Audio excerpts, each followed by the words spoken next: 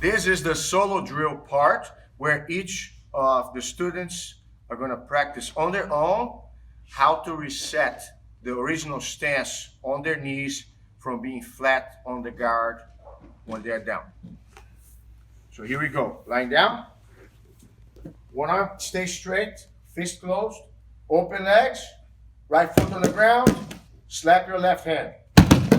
Now sit on your left elbow, move your hip back, slap your left hand. Good. Reset your right foot, coil your left leg, bring your left knee back, and reset the position.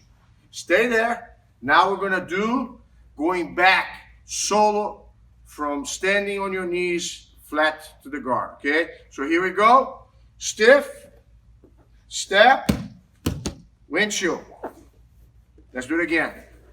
Step, windshield. Step, windshield. Sit. When you sit behind your ankle, you push forward your arms so you can keep your balance. And here, when you pull guard, you're going to tilt to your right and spread your legs and cross.